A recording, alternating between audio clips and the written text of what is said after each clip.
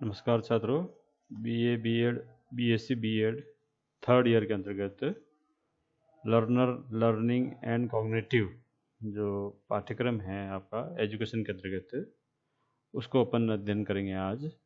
हमने शिक्षा और मनोविज्ञान का अर्थ, परिभाषाएं, आवश्यकताएं पूर्व में हम पढ़ चुके हैं दोनों की। आज दोनों में क्या संबंध है, इन दोनों के आपस में क्या महत्ता है, योगदान है, इसके बारे में पढ़ेंगे। तो टॉपिक का नाम है शिक्षा व मनोविज्ञान में संबंध, महत्व, आवश्यकता, जो भी है ये आएगा। मनोविज्ञान व शिक्षा में अहम भूमिका रही है, मनोविज्ञान की शिक्षा में अहम भूमिका रही है। इसके द्वारा ही शिक्षा में सैद्धांतिक और व्यवहारिक परिवर्तन हुए हैं। मनोविज्ञान ने शिक्षा के प्रत्येक क्षेत्र पर प्रभाव डाला है। जैसे इसके अंतर्गत पहला जो है आपका बालक का महत्व। वर्तमान युग में अब जो शिक्षा है बाल केंद्रित हो गई है और माना जा रहा है कि शिक्षा बालक के लिए है, न कि बालक शिक्षा के लिए। तो आपने देखा होगा पहले गुरुकुल पद्धति के अंतर्गत अध्यापक जो है शिक्षा का केंद्र हुआ करता था, गुरु जो है शिक्षा का केंद्र हुआ करता था। परंतु जैसे जैसे समाज, देश, राष्ट्र, राज्य ने विकास किया, वैसे वैसे अब बालक महत्वपूर्ण हो गया है और बालक को केंद्र में रख करके सभी बातें की जाती है और बालक के भोजन पानी की व्यवस्था हो रही है।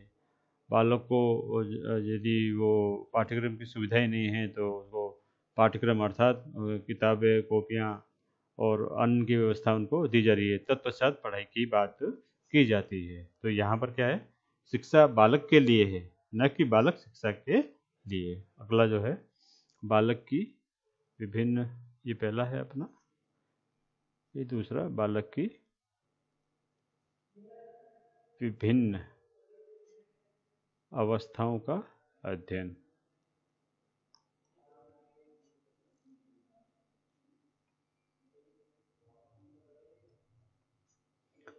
मनोविज्ञान ने स्पष्ट कर दिया है कि बालक ज्यों-ज्यों बड़ा होता है उसकी रुचियाँ, आवश्यकताएं समय अनुरूप बदलती रहती है। अतः उनकी आवश्यकताओं को ध्यान में रखते हुए उनकी आवश्यकताओं के अनुसार ही शिक्षा की व्यवस्था की जाती है, जो मनोविज्ञान की देन है। यहाँ पर कितनी अच्छी बात बोली है, विभिन्न अवस्थाओं का ध्यान। आपने देखा होगा जो विभिन्न अवस्थाएं हैं, कौन कौन सी अवस्थाएं हैं, जैसे शैशवावस्था है, बाल्यावस्था है ना, युवावस्था है, युवावस्था से पहले किशोरावस्था है,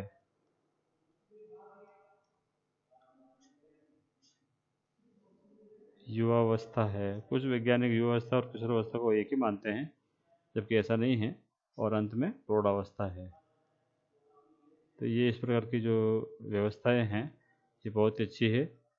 इन विभिन्न अवस्थाओं को ध्यान में रखते हुए क्या है, उनको शिक्षा दी जानी चाहिए, ये मनोविज्ञान कहता है।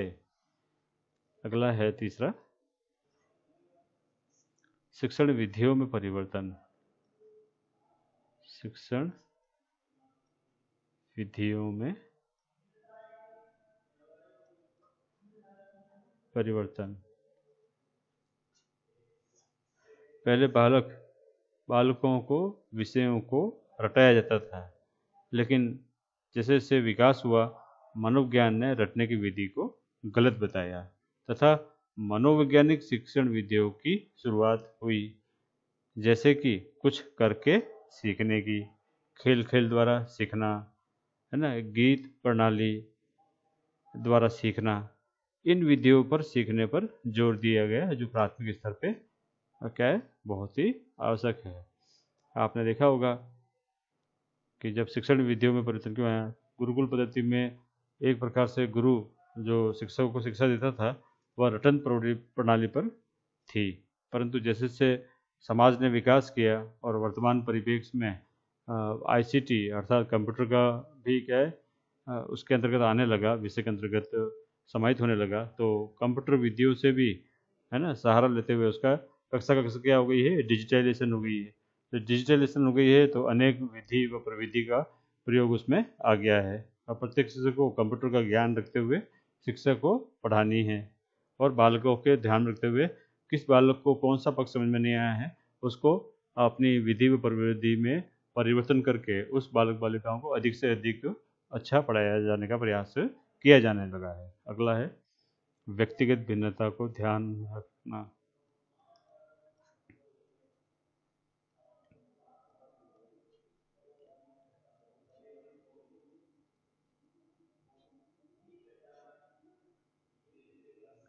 मनोविज्ञान ने स्पष्ट किया है कि बालक बालिकाओं की रुचियों, सुझावों, क्षमताओं, रुझानों और योग्यताओं में अंतर होता है।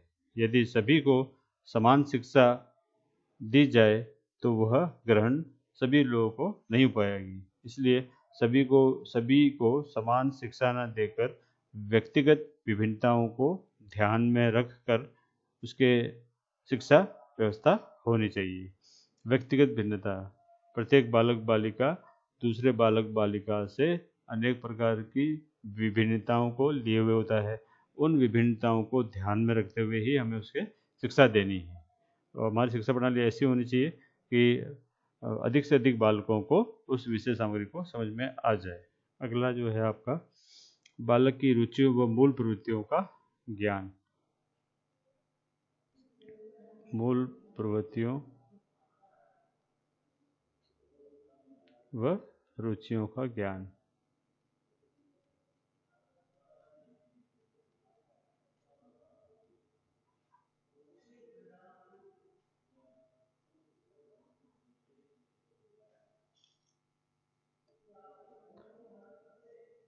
मनोविज्ञान ने माना है कि बालक बालिकाओं की मूल प्रवृत्तियों के आधार पर ही बालक बालिका मूल प्रवृत्तियों के आधार पर ही अधिक प्रेरित होता है और उसमें रुचि भी बढ़ने लगती है। मूल प्रवृत्ति अर्थात है ना क्रंदन मतलब रोना, हंसना, उदास होना, ये प्रवृत्तियाँ हैं मूल प्रवृत्तियाँ। रोना, हंसना, उदास होना, है ना, अच्छा रहना, और क्या है, और बहुत सारी जो बातें हैं, तो ये मूल प्रवृत्तियाँ बालक बालिकाओं की होती है। इसके अनुसार क्या है, सभी बालक बालिकाओं की रुचियाँ बनती हैं। तो मूल प्रवृत्तियों को जाने बिना हम उसका शिक्षण कार्य नहीं करा सकते हैं। मनोविज्ञान ने बालक बालिकाओं के मूल प्रवृत्तियों को ध्यान रखते हुए शिक्षण कार्य कराना चाहिए। जैसे मान लीजिए उनका आज मूड नहीं है पढ़ने का मूड नहीं है तो आपको पढ़ाना भी है, परंतु अब छात्रों का मूड बनाना है तो आप ऐसा कर सकते हैं कि भी 45 मिनट का समय है तो 15 मिनट उनके लिए दे सकते हैं और आधा घंटा जो है आप पढ़ा सकते हो। पढ़ाएं इस तरह की भी सभी बालक बालिकाओं उसमें रुचि ले सकें। अगला जो है पाठ्यक्रम में सुधार। पाठ्यक्रम में सुधार, पहले पाठ्यक्रम के सभी विषय सभी प्रकार के बालक बालिकाओं को अनिवार्य रूप से पढ़ने पड़ते थे। मनोविज्ञान ने इस धारणा को गलत बताया तथा कहा कि बालक बालिकाओं की आयु, मानसिक योग्यताएं और उनकी रुचि को ध्यान में रखकर ही पाठ्यक्रम बनाया जाना चाहिए। जब पाठ्यक्रम निर्माण किया गया तो एक तरह का ही जैसा एक नीरस तरह के पाठ बनाने लगे, परंतु अब क्या कर रहे हैं, वर्तमान में जो बाल केंद्रित हो गई है तो बालक बालिकाओं की जो बातें हैं, उनकी जो रुचियां हैं, उनको ध्यान में रखा गया है। बालक बालिकाएं जो बातें हैं उनकी जो उसको ध्यान में रखने लगे हैं। आयु क्या है, उनका स्तर क्या है, उनकी बुद्धिलब्धि क्या है, उनकी मानसिक योग्यता क्या है, इन सबको अब धीरे धीरे ध्यान में रखा गया है और पाठ्यक्रम का निर्माण अब करने लगे हैं, जिसमें कई प्रकार के संशोधन हमें देखने को मिलते हैं। अनुशासन की नई विधियां, ये 7वां है आपका। नई विधियां व प्रविधियां। पहले शिक्षा दंड पर आधारित अनुशासन की प्रधानता पहले शिक्षा में दंड के आधार पर अनुशासन की प्रधानता रहती थी, लेकिन मनोविज्ञान ने सिद्ध किया कि इस प्रकार के अनुशासन से बालक का विकास क्या होता है, अवरुद्ध होता है। अतः प्रेम, सहानुभूति और प्रशंसा पर आधारित अनुशासन विधि को अपनाते हुए अनुशासनहीनता के कारणों का पता लगाकर उन्हें दूर करने का उपाय करना चाहिए, है ना। तो यहाँ पर ये बातें आती है कि कई प्रकार की विधियों व प्रविधियों का उपयोग अब होने लगा है। अनुशासन में भी पहले क्या है, दंड स्वरूप उन्हें अनेक प्रकार के दंड दिए जाते थे। दंड तो वर्तमान समय में भी दिए जाते हैं, परंतु उसमें प्रेम, सहानुभूति और अनेक प्रकार की बातों का ध्यान में रखते हुए, है ना, शिक्षक विभाग को जो मीटिंग होती है उसमें उसका क्या है, निदान करने का प्रयास किया जाता है। पाठ्य सहगामी क्रियाओं पर बल, 8वां जो है, पाठ्य सहगामी क्रियाओं पर बल। मनोविज्ञान ने स्पष्ट किया है कि बालकों की थकान, अवधान और विश्राम का ध्यान रखकर समय सारणी बनानी चाहिए। इसमें कठिन विषय पहले व सरल विषय बाद में रखे जाने चाहिए। थकान, अवधान मतलब रुकावट होती है जब पढ़ते हैं अपन, और विश्राम, ये जो सिद्धांत बने हैं मनोविज्ञान के ने पढ़ाई करते समय, एक तरह से जब पढ़ाई चलती है, मान लीजिए सुबह 9 से शाम के 3 बजे तक लगभग 6 घंटा पढ़ाई करते हैं, तो पढ़ाई करते समय क्या है, बालक बालिकाएं कई प्रकार से उनमें थकान आती है, कई प्रकार के बालक बालिकाएं थकान महसूस करते हैं। विश्राम न करने के अभाव में वे उनमें अवधान की रुकावट महसूस करते हैं। सीखने में जब सीखने में रुकावट महसूस करते हैं तो कठिन विषय उन्हें समझ में नहीं आते हैं। जब शुरू में फ्रेश आते हैं, इसलिए कठिन विषय को क्या किया जाता है, तो पहले स्थान दिया जाता है, ताकि कठिन विषय क्या है शुरू में हो जाए तो बहुत ही अच्छा होता है, और सरल विषय को बाद में रखा जाता है। शिक्षा उद्देश्यों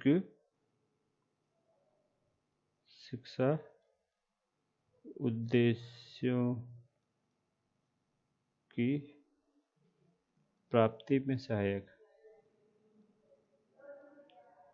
शिक्षा के कुछ न कुछ उद्देश्य होते हैं, वो अनेक प्रकार की कक्षा के माध्यम से पूर्ति होती है। जैसे मान लीजिए व्यक्तित्व का निर्माण करना, तो व्यक्तित्व का निर्माण करने में क्या होती है, मूल्यों का अभूतपूर्व योगदान होता है। तो मूल्य जो होते हैं, वैल्यूज की जिसकी अपन बात करते हैं, जो वर्तमान युग में क्या है स्कूलों में गिर रहे हैं, तो मूल्यों का विकास करना व्यक्ति में, अनुशासन प्रिय व्यक्ति बनाना, उसे अनुशासन का ध्यान में रखते हुए पढ़ाई करना, बड़ों का आदर करना, छोटों को सम्मान देना, इत्यादि बातों का ध्यान रखना, तो ये शिक्षा उद्देश्यों की प्राप्ति है। जब पाठ्यक्रम को पढ़ाया जाता है तो उसके माध्यम से अच्छी अच्छी जो बातें हैं, जो सकारात्मकता लिए हुए हैं, उनको उसमें कही जाती है, जिससे उसकी प्राप्ति होती है। अगला जो है 10वां, मूल्यांकन की नई विधियों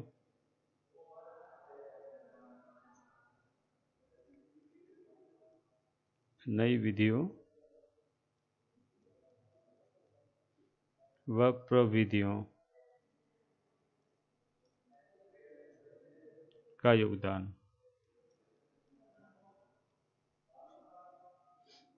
मनोविज्ञान ने बुद्धि परीक्षण, व्यक्तित्व परीक्षण और वस्तुनिष्ठ परीक्षण आदि नई मूल्यांकन विधियों का निर्माण करके बालक की जो अनेक प्रकार की जो समस्याओं का निराकरण करते हुए शिक्षा को एक नई दिशा व दशा प्रदान करी हुई है। तो आपने देखा होगा कि अब अनेक प्रकार की विधियां हुई है। इससे क्या हो गया है, शिक्षा के क्षेत्र में ग्रेडिंग सिस्टम आई है।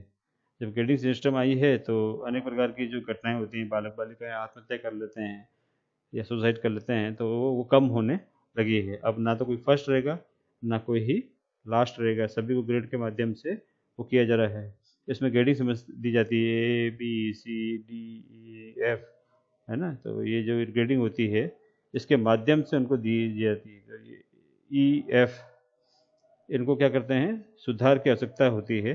फेल कोई विद्यार्थी होता नहीं है, अंकों को जो अंकमान है वो ग्रेडिंग में करके उसे सुधारने के प्रयास समय समय पर किया जा रहा है। और अंत में जो है नए ज्ञान का आधारभूत ज्ञान, नए ज्ञान का आधारभूत ज्ञान।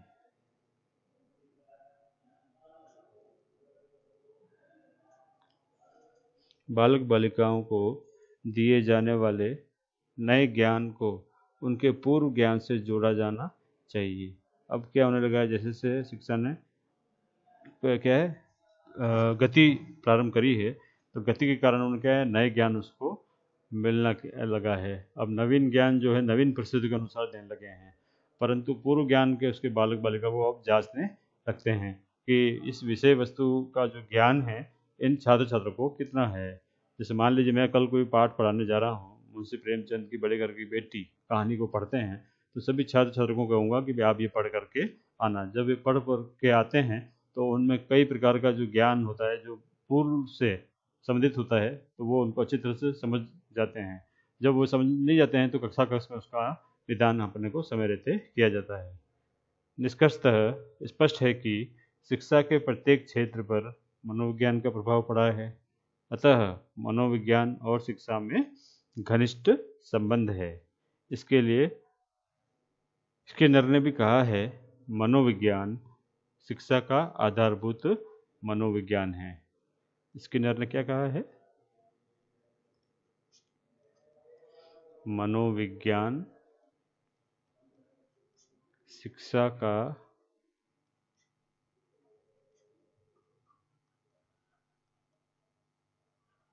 आधारभूत विज्ञान है।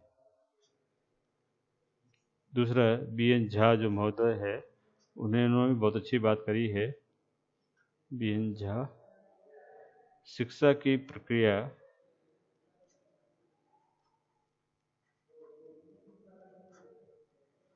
पूर्णतः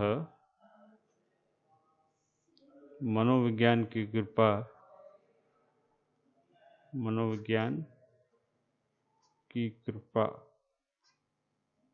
पर निर्भर है ना। इस तरह से हमारा यहाँ पर शिक्षा व मनोविज्ञान से संबंध, महत्व, आवश्यकता भी हो सकती है, ये हमने आज अपने अध्ययन कर लिया। अब इसे आगे चलते हैं। अगला जो पेज है अपन ले लेते हैं।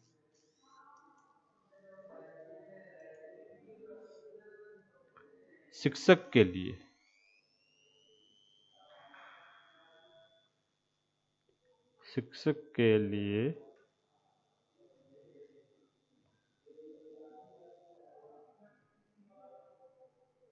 शिक्षा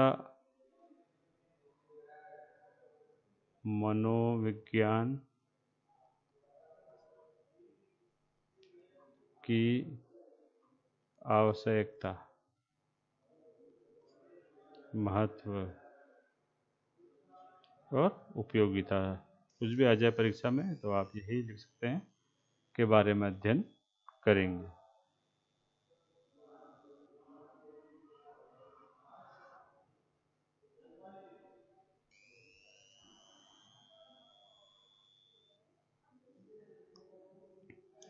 शिक्षक के लिए मनोविज्ञान का ज्ञान बहुत ही उपयोगी और महत्वपूर्ण तथा आवश्यक है। पढ़ाते समय मनोविज्ञान का प्रयोग किए बिना वह कुशलतापूर्वक शिक्षण कार्य नहीं कर सकता है। अपने शिक्षण कार्य को प्रभावी और छात्रों के सीखने की प्रक्रिया को लाभप्रद बनाने के लिए मनोविज्ञान का प्रयोग करना बहुत ही आवश्यक है। मॉन्टेसरी ने कहा है कि शिक्षक को प्रयोगात्मक मूल्यांकन का जितना अधिक ज्ञान होता है उतना ही अधिक वह यह जानता है कि कैसे पढ़ाया जाए। इसकी आवश्यकता व महत्व को निम्नलिखित बिंदुओं में अपन देख सकते हैं। पहला, स्वयं का ज्ञान व तैयारी।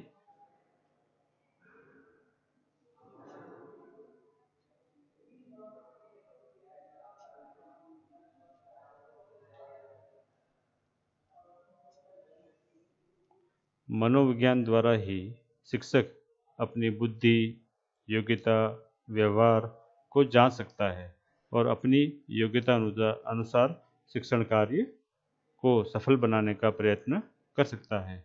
स्किनर ने कहा है, शिक्षक मनोविज्ञान अध्यापकों की तैयारी की आधारशिला है।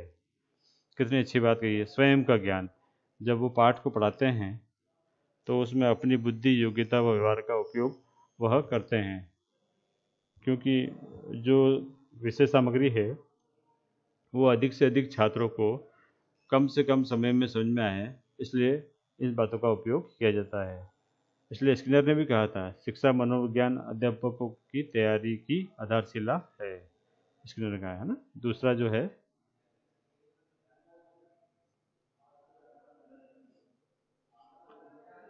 बालक विकास का ज्ञान। बाल विकास का ज्ञान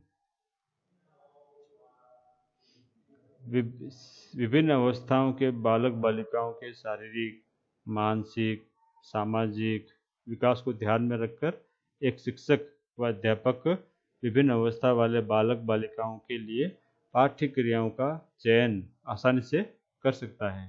हमने कहा था कि बालक विकास का ज्ञान आपको बालक की शारीरिक, मानसिक,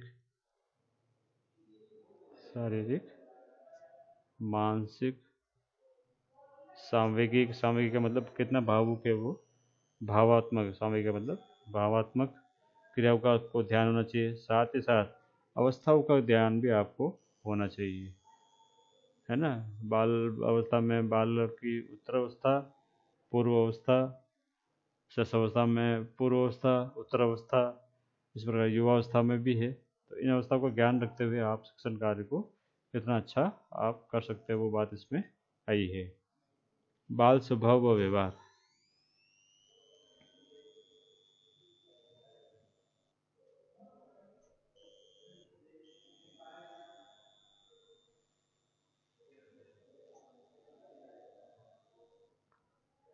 मनोविज्ञान के द्वारा विभिन्न अवस्थाओं के बालक बालिकाओं की मूल प्रवृत्तियों, स्वभावों और संवेगों तथा व्यवहारों से परिचित होकर शिक्षक उत्तम शिक्षण और निर्देशन देने में सफल होता है। बाल स्वभाव, बालक की क्या है, मूल प्रवृत्तियाँ कौन कौन सी है, मूल स्वभाव बालक का कौन कौन सा है, उसको ध्यान में रखते हुए उसका शिक्षक को व्यवहार करना चाहिए, है ना। कौन सा बालक करुण अवस्था का है, कौन सा बालक हंसमुख स्वभाव का है, कौन सा बालक उदास स्वभाव का है। यदि किसी बालक को, उदास स्वभाव वाले बालक को यदि आपने झिझक दिया, उसको जोर से अपन ने बोल दिया, तो वह उसी समय रोने का लगता है। तो ये बालक की मूल प्रवृत्तियों में अंतर भी होता है। शिक्षा मनोविज्ञान के अंतर्गत एक शिक्षक को बालक बालिकाओं के मूल प्रवृत्तियों का ज्ञान भी होना चाहिए और उसके सहारा लेते हुए उसका शिक्षण कार्य को करना चाहिए। अंत में अगला है, अंत में तो नहीं है, बालक के चरित्र का निर्माण करना। ये सबसे बड़ा चैलेंज है, चरित्र निर्माण। बालक बालिकाओं का चरित्र निर्माण करने के लिए उसके वैल्यूज़ की जो बात है वह सर्वप्रथम आती है, जिसको हम मूल्यों की शिक्षा कहते हैं, मूल्य परक शिक्षा या मूल्यों की शिक्षा कहते हैं। जब मूल्यों की शिक्षा दी जाती है तो विद्यालय में अनेक प्रकार की बातों को ध्यान रखा जाता है, उनकी मूल प्रवृत्ति व स्वभाव को भी ध्यान रखा जाता है। अनेक प्रकार की जयंतियाँ, उत्सव, अनेक प्रकार के कार्य महाविद्यालय या विद्यालय में होते हैं। उन विद्यालयों में करते समय छात्रों को अनुशासन में रखते हुए अनेक प्रकार की जो क्या है, अनेक प्रकार की जो उत्सव गतिविधियों को ध्यान रखते हुए उत्सव, त्यौहार या मनोरंजन की सांस्कृतिक कार्यक्रम हैं, साहित्यिक कार्यक्रम हैं अथवा शैक्षणिक कार्यक्रम हैं, टूर्स में बालक बालिका को लेके जाते हैं, तो उन सब बातों को ध्यान में रखा जाता है। बालक का ज्ञान।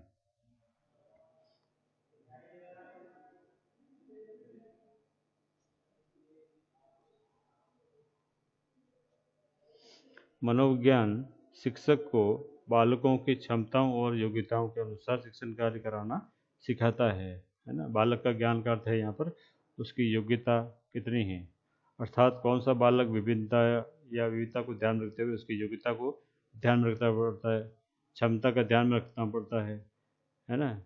तो जब आप शिक्षण कार्य कराते हैं तो यूँ नहीं कि आप लगातार एक ही पद्धति से शिक्षण कार्य करा रहे हैं और बालक क्या है, नीरस होकर के कुछ बोल तो सकते नहीं हैं परंतु वो आपको देखते रहते हैं।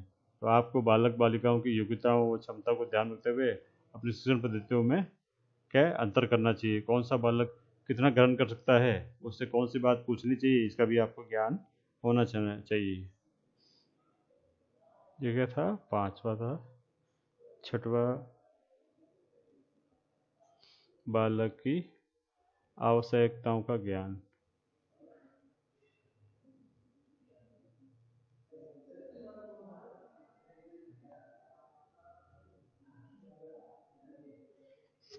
प्रेम, आत्मसम्मान, स्वतंत्रता आदि वे आवश्यकताएं हैं जिनकी पूर्ति होने पर बालक संतुष्ट होता है। मनोविज्ञान द्वारा ही शिक्षक इन आवश्यकताओं को समझ सकता है और इन्हें हल भी कर सकता है। बालक की आवश्यकता क्या है कि वह उनसे प्रेम सहानुभूतिपूर्वक व्यवहार किया जाए। जब प्रेम सहानुभूतिपूर्वक उनसे व्यवहार करते हैं, है ना, और स्वतंत्रता का ध्यान रखा जाता है, इन सबको बातों का ध्यान रखते हुए जब उसको आप पढ़ाते हो तो बालक उस बात को अच्छी तरह से पढ़ता है। यदि बालक से आप प्रेम सहानुभूतिपूर्ण व्यवहार न करते हुए झिड़क करके या अभद्र व्यवहार करके यदि उससे आप शिक्षण कार्य करोगे तो वह अपने शिक्षण कार्य को ग्रहण नहीं करेगा। व्यक्तिगत भिन्नता का ध्यान, सातवां जो है आपका।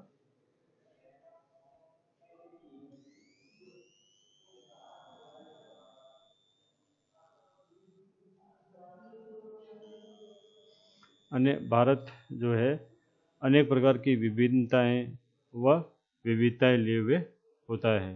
भारत में अनेक प्रकार की जो संस्कृतियाँ विद्यमान हैं, उन संस्कृतियों से के अनेक प्रकार की जो परिवेश है उनसे बालक बालिकाएं हमारे यहाँ विद्यालय में कक्षा में पढ़ने आते हैं।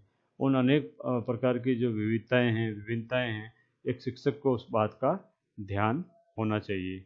यदि उस बात का ध्यान बिना रखे यदि वो पढ़ाता है तो उसका पढ़ाई प्रभावी नहीं होगा। अगला जो है सर्वांगीण विकास।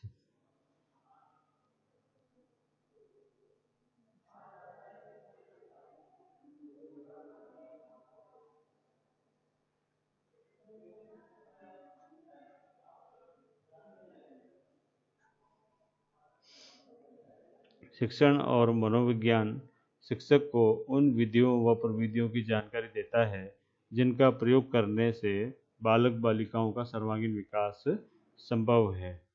अब यहाँ पर क्या है, बालक के सर्वांगीण विकास की बात करती है। सर्वांगीण विकास में समझता जाता है उसका शारीरिक विकास भी करना है, उसका मानसिक विकास भी करना है, उसका बौद्धिक विकास भी करना है, उसको मूल्य की शिक्षा दे करके उसको सामाजिक विकास भी करना है ना, उसको सांस्कृतिक व्यक्ति भी बनाना है, और भी बहुत सारी जो बातें हैं एक्सेट्रा एक्सेट्रा एक्सेट्रा। तो यहाँ पर क्या है, सर्वांगीण विकास की बात हम करते हैं। शारीरिक विकास के माध्यम से टाइम टेबल में ऐसे विषयों को भी समाहित करना है कि वह खेल खेल में शिक्षा सीखें। ऐसे के पढ़ाई के अलावा भी इतर ऐसी शिक्षा भी करना है जो मानसिक व बौद्धिक रूप से अच्छी है। काव्य रस पाठ, काव्य रस छंद अलंकार, कोई भाषण कहानी प्रोग्राम से सामूहिक प्रवृत्तियाँ अच्छी होती है। वह सांस्कृतिक उसकी भी संस्कृति से संगीत का भी पूरा होता है, संगीत भी सीख सकता है। किसी बालक बालिका को कोई पढ़ाने में रुचि है, किसी को क्या रुचि है तो वो उसमें आ सकता है। शारीरिक में खेल वाली सारी बातें आई जाती है। तो बालक के सर्वांगीण विकास में भी उसका क्या है, सर्वांगीण विकास का भी ध्यान रखते हुए एक शिक्षक को शिक्षा ग्रहण करानी चाहिए। अगला जो है आपका 9वां, कक्षा कक्ष की समस्याओं।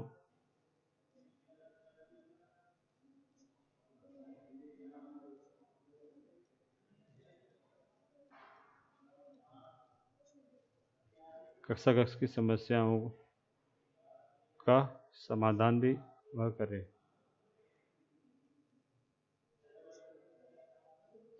अनुशासनहीनता, बाल अपराध, समस्यात्मक बालक, पिछड़े बालक, कक्षा कक्ष की व्यवहारिक समस्याएं होती हैं। इन समस्याओं के कारण खोजने और इन्हें दूर करने के लिए मनोविज्ञान शिक्षण को सहायता प्रदान करता है। प्रोफेसर सुरेश भटनागर जी ने कहा है कि शिक्षा मनोविज्ञान शिक्षक की कक्षागत समस्याओं के मूल कारण समझने तथा समस्या समाधान के अवसर प्रदान करता है। अनेक प्रकार की समस्याएं जब आप शिक्षण कार्य करते हैं उस समय की समस्याएं आती है, तो बाल अपराध वाली समस्या भी आती है।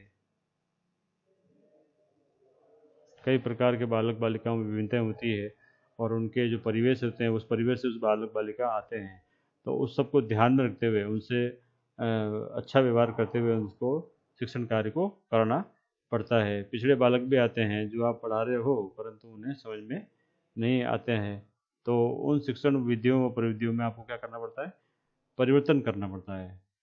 समस्यात्मक बालक भी होते हैं जो किसी न किसी प्रकार की समस्या उत्पन्न करते हैं, तो इन समस्यात्मक बालकों को ध्यान में रखते हुए या इनके जो संगठन हैं गुट को एक ही जगह में बिठा करके वो आगे पीछे या आगे करके उसको पढ़ा सकते हैं, तो इनकी समस्या का निदान भी हो सकता है। अर्थात एक शिक्षक को इस प्रकार के बालक बालिका को ध्यान में रखते हुए भी क्या करना चाहिए, शिक्षण कार्य करना चाहिए।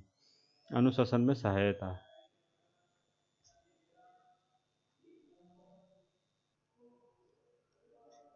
बालक बालिकाएं इस प्रकार के जो बालक बालिकाएं होते हैं वो एक उसके लिए शिक्षा मनोविज्ञान का ज्ञान एक शिक्षक को बहुत ही आवश्यक है। उसके शिक्षा मनोविज्ञान की अनेक सिद्धांतों नियमों का पालन करते हुए अनुशासन में सहायता लेकर के वो शिक्षण कार्य को सुचारू रूप से संचालित कर सकता है। अगला है उपयोगी पाठ्यक्रम का निर्माण।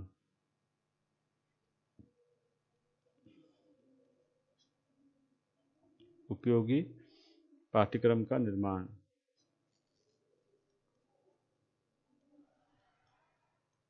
आपने देखा होगा कई पाठ्यक्रम जो है वो समस्त बातों को लेकर के निहित है, तो पाठ्यक्रम को उपयोगी बनाना, रुचिकर बनाना, ये एक शिक्षक कार्य पर डिपेंड करता है। तो किस प्रकार वो रुचिकर बनाएगा, है ना। तो जब पाठ्यक्रम को पूर्व तैयारी वह शिक्षक करके जाएगा, जब पूर्व तैयारी करके जाएगा तो कई प्रकार के कठिनाई स्तर के होगा, उसको चार्ट पे मॉडल बना करके, अन्यथा उसको उदाहरण दे करके उदाहरण दे करके पाठ को वह समझाएगा, तो पाठ्य जल्दी ही समझ में आएगा। अगला जो है 12वां, उचित शिक्षण विधियों और प्रवृत्ति होगा। उचित शिक्षण विधियों व प्रविधियों का ज्ञान भी उसमें होना चाहिए। स्किनर के अनुसार शिक्षा मनोविज्ञान अध्यापक या शिक्षक को शिक्षण विधियों का चुनाव करने में सहायता देने के लिए अनेक सिद्धांत प्रस्तुत करता है। उन सिद्धांतों को ध्यान में रखते हुए उचित शिक्षण व विधियों का उपयोग करते हुए एक शिक्षक को अपने विषय वस्तु को पढ़ाना चाहिए। यदि उसका ज्ञान उसे नहीं होगा तो शिक्षण या विषय वस्तु जो है उसका प्रभावी नहीं होगा। उस विषय वस्तु को प्रभावी बनाने के लिए, शिक्षण विषय वस्तु उस बिंदु का विकास करने के लिए शिक्षण विधियों और प्रविधियों का ज्ञान उसे अति आवश्यक है। यदि वो नहीं करेगा तो उसे बहुत सारी समस्याओं का समाधान कक्षा कक्ष के अंतर्गत करना पड़ेगा जब वह पाठ को पढ़ाएगा। तो इसकी पूर्व जानकारी रखना भी मनोविज्ञान के अंतर्गत ही आता है। अंत में है जो है आपका 12वां, 13वां कर लेते हैं। मूल्यांकन की विभिन्न विधियों और प्रविधियों का ज्ञान होना चाहिए।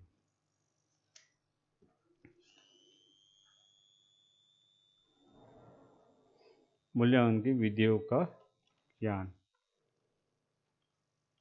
बालक बालिकाओं को का स्तर जांच करके उन्हें विभिन्न श्रेणियों में वर्गीकरण करने का जो काम है वह मूल्यांकन करता है कि कौन सा बालक बालिका ए ग्रेड में है, कौन सा बालक बालिका बी ग्रेड में है, अथवा कौन सा सी ग्रेड में है, अथवा कौन कौन से छात्र छात्राएं कमजोर श्रेणी में आ रहे हैं, उन कमजोर श्रेणी के छात्र छात्राओं के लिए कौन सी मूल्यांकन की विधियाँ बनाई जाए ताकि वह उच्च श्रेणी के अंतर्गत आ सके, अर्थात सामान्य श्रेणी के अंतर्गत आ सके।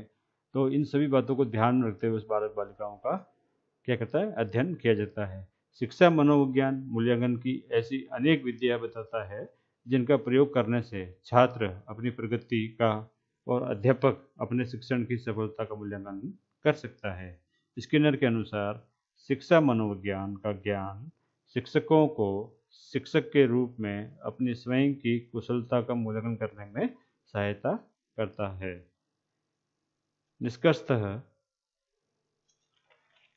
स्पष्ट है कि शिक्षा मनोविज्ञान शिक्षक को अपने कर्तव्यों व उत्तरदायित्वों का पालन करने में सहायता करता है।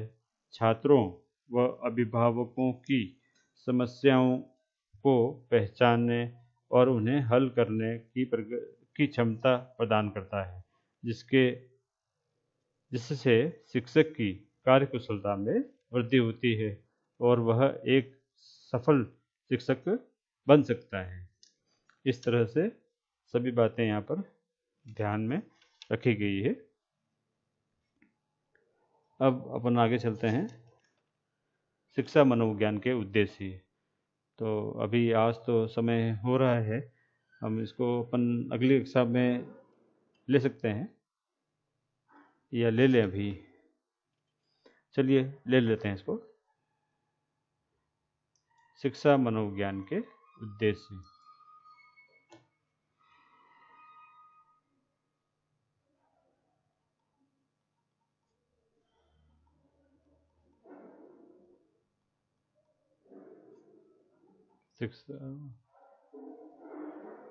Objectives of education psychology.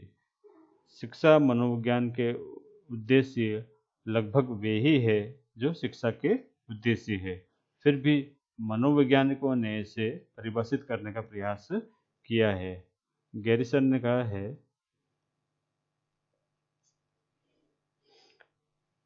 शिक्षा मनोविज्ञान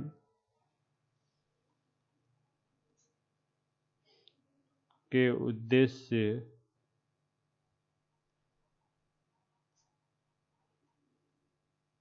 है व्यवहार का ज्ञान,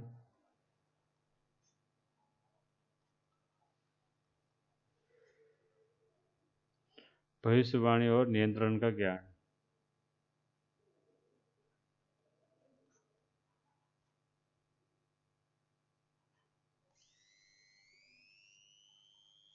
शिक्षा मनोविज्ञान का उद्देश्य है व्यवहार का ज्ञान, भविष्यवाणी व नियंत्रण, मतलब कंट्रोल।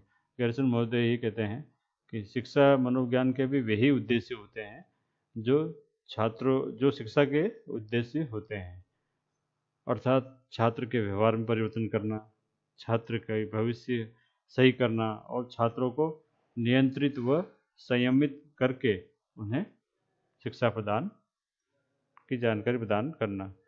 दूसरा है कुप्पुस्वामी, ये भारतीय वो है मनोवैज्ञानिक।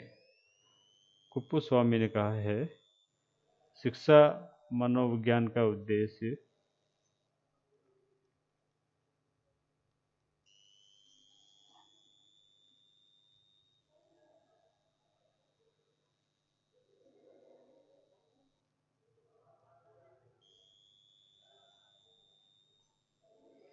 मनोविज्ञान के सिद्धांतों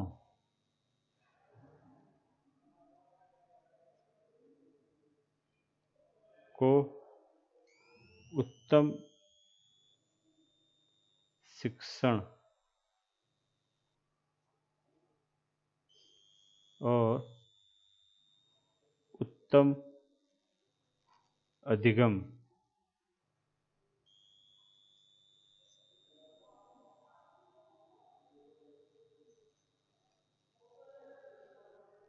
के हितों में प्रयोग करना है।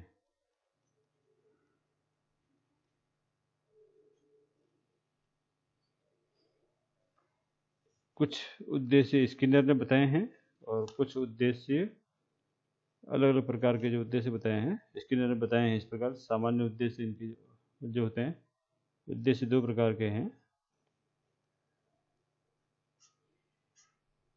स्किनर ने उद्देश्य दो प्रकार से उद्देश्य बताए हैं। पहला जो उद्देश्य है सामान्य उद्देश्य, दूसरा जो है विशेष उद्देश्य। सामान्य उद्देश्य के अंतर्गत उन्होंने वापस चार प्रकार से बताए हैं। पहला जो सामान्य उद्देश्य है बालक के व्यक्तित्व का विकास करना, व्यक्तित्व का विकास करना। इसके अंतर्गत बालक के संपूर्ण व्यक्तित्व का विकास करना आ जाता है, अर्थात बालक के सर्वांगीण विकास को ध्यान में रखते हुए शिक्षण कार्य को करवाना पड़ता है। दूसरा, शिक्षण कार्य में सहायता प्रदान करना। शिक्षा मनोविज्ञान शिक्षण कार्य में सहायता प्रदान करता है। किस प्रकार सहायता प्रदान करता है? जब कोई विषय कठिनाई स्तर पर होता है तो उसमें मनोविज्ञान का सहारा लेते हुए शिक्षण कार्य को सरलीकरण करके, सामान्यीकरण करके पढ़ाया जाता है, जिससे क्या उसे अधिक से अधिक समझ में आता है। तीसरा, शिक्षण विधि में व प्रविधि में सुधार। आपने देखा होगा कि शिक्षण विधि व प्रविधि जो है, जब कोई बालक बालिका को विषय वस्तु समझ में नहीं आती है तो मनोविज्ञान में शिक्षण विधि व प्रविधि का उपयोग करते हुए उसे पढ़ाया जाता है या उसमें सुधार की आवश्यकता होती है। अगला जो है शिक्षण लक्ष्य व उद्देश्य की प्राप्ति में। शिक्षण लक्ष्य व उद्देश्य, लक्ष्य जो होते हैं एम्स होते हैं, वह उद्देश्य ऑब्जेक्टिव होते हैं। उन ऑब्जेक्टिव में चल के उस एम की प्राप्ति होती है। तो कैसे होती है?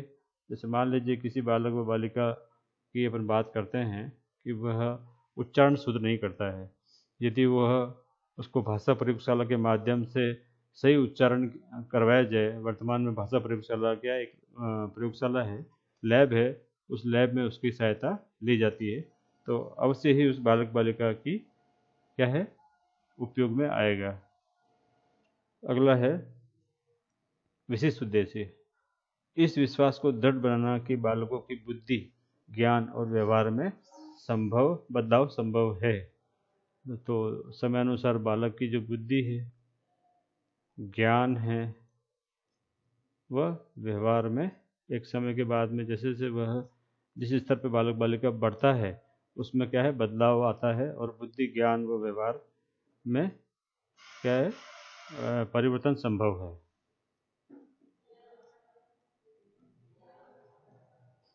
दूसरा है बालकों के प्रति निष्पक्ष और सहानुभूति दृष्टिकोण का विकास करना। तीसरा है बालकों के वांछनीय व्यवहार के अनुरूप शिक्षा स्तरों व उद्देश्यों को निश्चित रूप में सहायता करना। चौथा है शिक्षण समस्याओं का ज्ञान प्रदान करना। पांचवा है शिक्षक को अपने शिक्षण के परिणामों की जानकारी देना। छठवां है शिक्षक को इस योग्य बनाना कि वह छात्र को भली भांति समझ सके। और सातवां जो है नवीन शिक्षण विधियों को निश्चित करने में सहायता देना। स्पष्ट है कि शिक्षा व शिक्षा मनोविज्ञान के उद्देश्य लगभग समान हैं। तो यहाँ पर अपना समाप्त होता है। नेक्स्ट अपन जो भी होगा अगले से आगे की बात अपन करेंगे। मुझे सुनने के लिए आप सभी का बहुत बहुत धन्यवाद।